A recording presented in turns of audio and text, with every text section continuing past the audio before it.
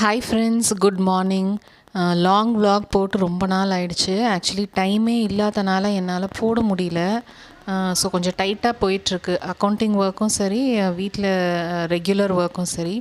சரி, இன்றைக்கி வந்து ஒரு லாங் vlog எடுக்கலாம் அப்படின்னு சொல்லிட்டு இங்கே வந்து மத்தியானம் லன்ச் வந்து ஆக்சுவலி ரெடி ஆகிடுச்சு. சாதம் ரெடி ஆகிட்டுருக்கு, தயிர் தோய வச்சுருக்கேன்.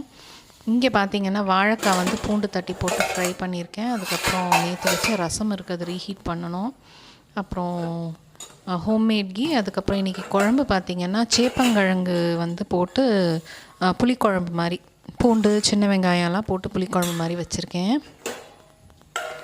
அதோடு சேர்த்து இன்றைக்கி வந்து ஒரு வாழைப்பூவில் ஒரு சைட் டிஷ் வந்து செய்யலாம், அது வந்து வீடியோ எடுக்கணும் அப்படின்னு சொல்லிட்டு நான் நினச்சிருக்கேன்.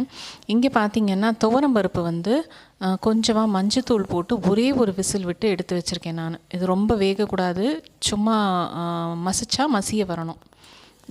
அதுக்கப்புறம் பார்த்திங்கன்னா வாழைப்பூ வந்து மோரில் போட்டு வச்சுருக்கேன். இப்போ வாங்க வெங்காயம் நறுக்கிக்கலாம். இதுக்கு தேவை வந்து நிறைய வெங்காயம் இருந்தால் இதுக்கு நல்லாயிருக்கும். அதாவது வாழைப்பூ எவ்வளோ இருக்கோ அதே அளவுக்கு நீங்கள் வெங்காயம் போட்டிங்கன்னா ரொம்ப டேஸ்டியாக இருக்கும். அந்த கசப்பு துவர்ப்பு அதெல்லாம் உங்களுக்கு தெரியாது. இது வந்து இந்த டிஷ் பார்த்திங்கன்னா என்னோடய மதர்-இன்-லா அத்தை ரொம்ப நல்லா செய்வாங்க. அவங்க செய்கிறது இன்னும் சூப்பராக இருக்கும். பட் அவங்களவுக்கு செய்ய முடியல அப்படின்னா கூட நான் ஓரளவுக்கு இது வந்து டேஸ்ட்டு நல்லா வரும். அவங்க செய்கிறது இன்னுமே ரொம்ப நல்லாயிருக்கும். அந்த கைப்பக்குவத்தில் சூப்பராக செய்வாங்க.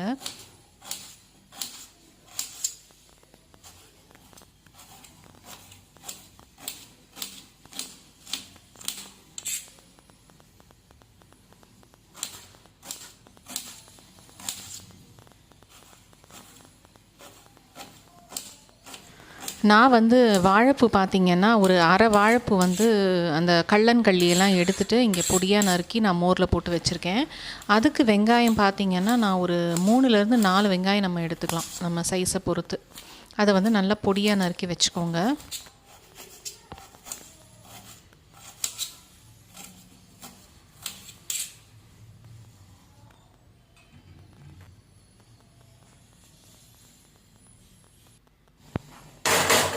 இப்போ ஒரு கடாயில் நல்ல அகலமான கடாயாக எடுத்துக்கோங்க. அதில் வந்து பற்ற வச்சு எண்ணெய் விட்டுக்கலாம். இப்போது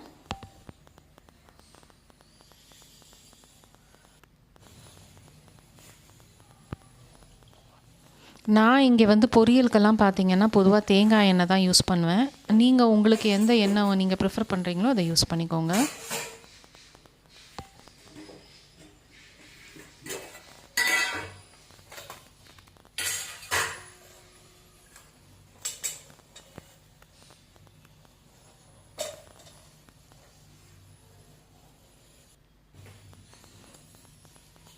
இப்போ எண்ணெய் காஞ்ச உடனே கடுகு போட்டுக்கிறேன். அப்புறம் உளுத்தம்பருப்பு, உடச்ச அரை உளுத்தம்பருப்பு போட்டுக்கிறேன். அப்புறம் சீரகம் போட்டுக்கிறேன். இங்கே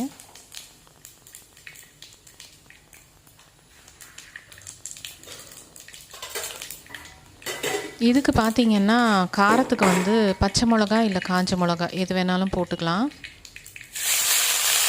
இப்போ நான் வெங்காயமும் கருவேப்பிலையும் இதில் சேர்த்துக்கிறேன். இப்போ அதை நல்லா வதக்கி விட்டுக்கோங்க.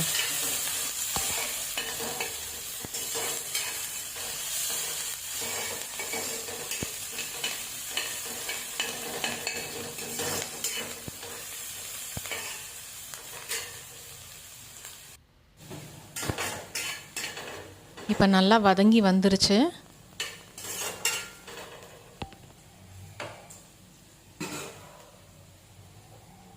இந்த ஸ்டேஜில் நம்ம மோரில் பொடியாக கட் பண்ணி போட்டு வச்சுருக்கோம்ல, அந்த வாழைப்பூ எடுத்து இதில் சேர்த்துக்கலாம். நம்ம யூஸ்வலாக மோரில் ஏன் போடுறோன்னா வாழைப்பூ வந்து சீக்கிரமாக ஆக்சிடைஸ் ஆயிரும், அதாவது டிஸ்கலர் ஆயிரும். நம்ம போட்டு வச்சா கருத்து போயிடும் இல்லையா? ஸோ அது ஆகாமல் இருக்கிறதுக்காக மோர் தண்ணியில் போட்டு வைப்பாங்க. அதே சமயத்தில் உங்களுக்கு துவர்ப்பும் கொஞ்சம் கம்மியாக இருக்கும். இந்த மாதிரி நம்ம மோர் தண்ணியில் போட்டு வச்சோம் அப்படின்னா துவர்ப்பு கொஞ்சம் கம்மியாக இருக்கும். மேலும் வந்து இது வேகிறதுக்கு ரொம்ப நேரம்லாம் எடுக்காது.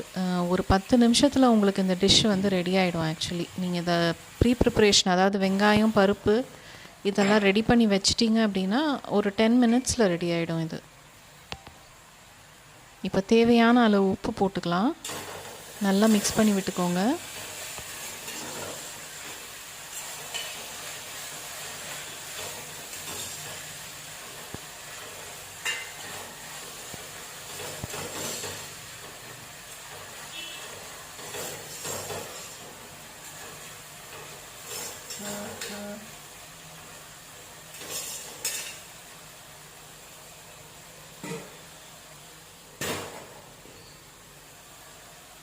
இப்போ இந்த பருப்பு வந்து தண்ணியோடு இருக்குதுல்ல, அந்த தண்ணியே போதுமானது. இதுக்கு தேவைப்பட்டால் கொஞ்சம் தண்ணி நம்ம தெளிச்சுக்கலாம். ஏன்னா இது நம்ம வந்து கூட்டு மாதிரி வைக்க போகிறதில்ல, உதிர் உதிராக பொரியல் மாதிரி கிட்டத்தட்ட அந்த மாதிரி தான் நம்ம வைக்க போகிறோம். அதனால் கொஞ்சமாக அதில் அந்த பருப்பில் இருந்த தண்ணியே ஊற்றி நான் நல்லா மிக்ஸ் பண்ணி விட்டுக்கிறேன். பருப்பு ரொம்ப குழஞ்சி வெந்துருச்சுன்னா அது கூட்டு மாதிரி ஆகிடும். இது வந்து இந்த மாதிரி நெத்து நெத்தாக இருந்தால் தான் பருப்பு இந்த டிஷ்ஷுக்கு ஆக்சுவலி நல்லாயிருக்கும். ஸோ நல்லா மிக்ஸ் பண்ணி விட்டுக்கோங்க.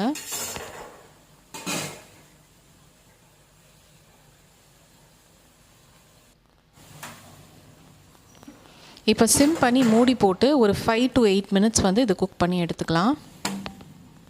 மீன்வைல் இங்கே பார்த்தீங்கன்னா தேங்காய் துருவலுக்கு தேங்காய் நான் வந்து தூண்டிகிட்ருக்கேன். நான் இன்றைக்கி வந்து யூஸ் பண்ணுறது பச்சை மிளகா தான் காரத்துக்கு. நீங்கள் வரமிளகா கூட யூஸ் பண்ணிக்கலாம். உங்களுக்கு எப்படி டேஸ்ட் ப்ரிஃபரன்ஸ் இருக்கோ அதுக்கேற்ற மாதிரி யூஸ் பண்ணிக்கலாம்.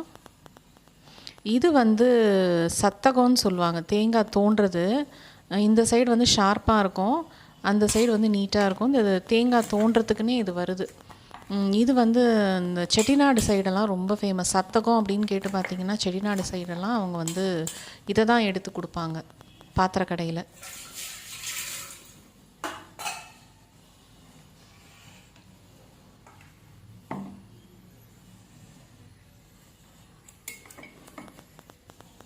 இப்போ ஒரு மிக்ஸி ஜாரில் தேங்காவையும் அந்த பச்சை மிளகாவையும் போட்டுக்கிறேன் நான்.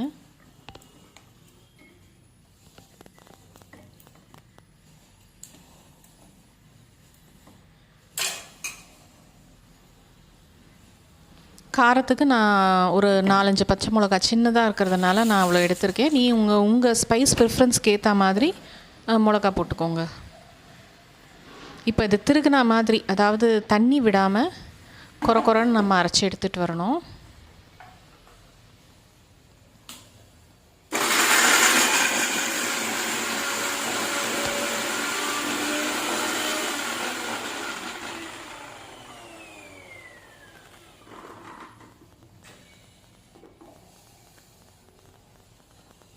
இந்த மாதிரி இருக்கணும், நம்ம திருகுனா மாதிரி தேங்காய் இருக்கணும்.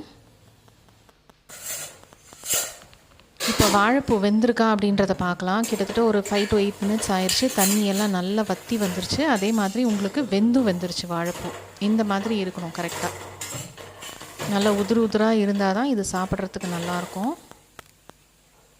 அண்ட் பருப்பும் பார்த்திங்கன்னா வெங்காயமும் பருப்பும் அந்த வாழைப்பூக்கு டாமினண்ட்டாக இருக்க மாதிரி, அது 50-50 இருக்க மாதிரி இருக்கணும். அப்போ தான் அந்த துவர்ப்பு வந்து கம்மியாக நமக்கு டேஸ்ட்டில் தெரிஞ்சு இந்த சாமான்லாம் நிறையா இருக்கிறதுனால நல்லாயிருக்கும். இப்போ நான் தேங்காய் வந்து நம்ம திருகுனா மாதிரி இருக்குதுல்ல, அதை வந்து போட்டு நம்ம நல்லா மிக்ஸ் பண்ணி விட்டுக்கலாம்.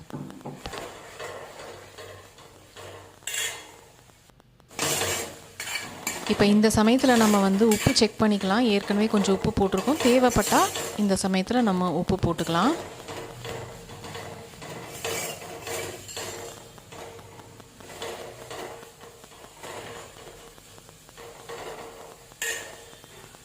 இப்போ வாழைப்பூ பொரியல் சூப்பராக ரெடி ஆகிடுச்சு. இது வந்து ஆக்சுவலி சாம்பார் சாதத்துக்கு கூட ரொம்ப நல்லாயிருக்கும். சாம்பார் சாதம், ரசம் சாதம் அது கூடலாம் நல்லாயிருக்கும். அண்ட் வாழைப்பூ சாப்பிடாதவங்க கூட இது வந்து கொஞ்சம் விரும்பி சாப்பிடுவாங்க. எனக்கு இது ரொம்ப பிடிச்ச டிஷ்ஷு எங்கள் அத்தை செய்கிறதுலேயே. அதனால் வந்து இதை நான் உங்களுக்கு ஷேர் பண்ணியிருக்கேன். இப்போ பேக்யார்டில் பார்த்தீங்கன்னா பெருசாக ஒன்றும் அப்டேட் இல்லை, பட் ஸ்டில் ஒரு சின்ன வீடியோ மாதிரி எடுத்துடலாம் அப்படின்ட்டு மாயன் கீரை வந்து கட் பண்ணி விட்டுருக்கேன். பூச்சி பிடிச்சிருச்சு, அதனால் இங்கே வந்து நல்லா ட்ரிம் பண்ணி விட்டுருக்கேன் நான். ஸோ திரும்பி அது துளுத்து வரும்னு. இங்கே வந்து முடக்கத்தான் வந்து விதை போட்டு விட்டுருந்தேன், அது வந்துட்டுருக்கு. அங்கே வந்து கொஞ்சமாக புதினா இருக்குது.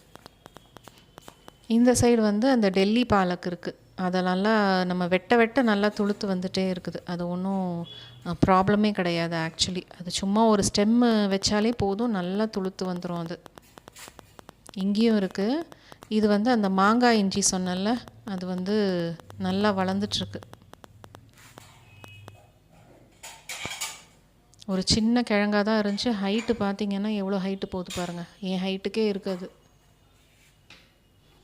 அப்புறம் பக்கத்தில் பார்த்திங்கன்னா பொன்னாங்கண்ணி கீரை நேற்று செஞ்சேன், அதனால் மொட்டையாக இருக்குது. இன்னும் கொஞ்ச நாள் கழித்து அது துளுத்து வரும். அப்புறம் குப்பைமேனி இருக்குது. அப்புறம் இங்கே பார்த்தீங்கன்னா அது தானாக அந்த டெல்லி பாலக் வச்சேன்ல தானாக அங்கே முளைஞ்சி வந்துருச்சு. நிறைய தொட்டியில் அதுவே வருது. இங்கேயும் வந்து பொன்னாங்கண்ணி கீரை இருக்குது. இது நான் நட்டு வச்சது தான். பக்கத்துலேயே பார்த்தீங்கன்னா பெரண்டை இருக்குது.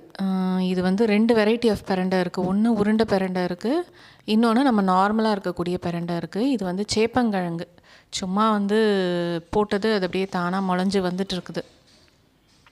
கீழெல்லாம் பார்த்தீங்கன்னா ஃபுல்லாக பெரண்டை தான்.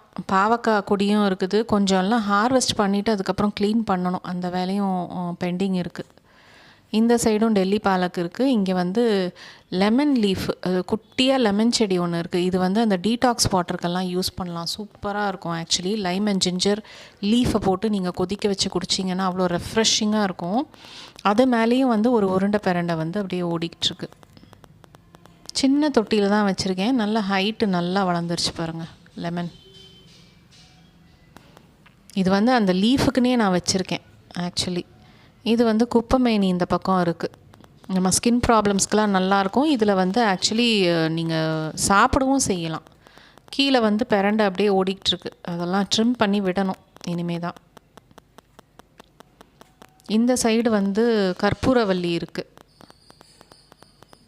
அப்புறம் மஞ்சள் செடி. இதை ஆக்சுவலி இன்னும் கொஞ்ச நாளில் ஹார்வெஸ்ட் பண்ண வேண்டியது இருக்கும். ஸோ இதுதான் எங்களுடைய பேக்யார்ட் கார்டனோட ஒரு குட்டி டூர். ரொம்ப நாள் ஆயிடுச்சு ஆக்சுவலி ஷேர் பண்ணி. சரி, அதனால் ஷேர் பண்ணலாம், இந்த வ்ளாகில் ஆட் பண்ணலாம் அப்படின்னு சொல்லிட்டு தான். இது வந்து பார்த்திங்கன்னா பட்டன் ரோஸ் சொல்லுவாங்கள்ல, அது வந்து என் பொண்ணோட ஸ்கூலுக்கு போனப்போ எடுத்துகிட்டு வந்து வச்சது. ஆனால் அது சரியாகவே வரலை. அது நல்லா வெயிலில் வைக்கணும்னு நினைக்கிறேன், பூச்சி பிடிக்குது. அதனால் இதை டிஸ்கார்ட் பண்ணிவிட்டு இந்த தொட்டியில் வேறு எதனா தான் வைக்கணும். இங்கே தான் நான் வந்து கிச்சன் வேஸ்டெல்லாம் சேர்த்து வைக்கிறது. ஃப்ரண்ட் யார்ட் கார்டனில் பேக்யார்ட் கார்டன்லாம் நல்லா தோண்டிட்டு அதுக்கப்புறம் இதை போட்டு விட்டேன்னா அது நேச்சுரல் உரமாயிடும். ஸோ இந்த பேக்யார்ட் கார்டன் அப்டேட்டோடு நான் இந்த வ்ளாகை முடிச்சுக்கிறேன்.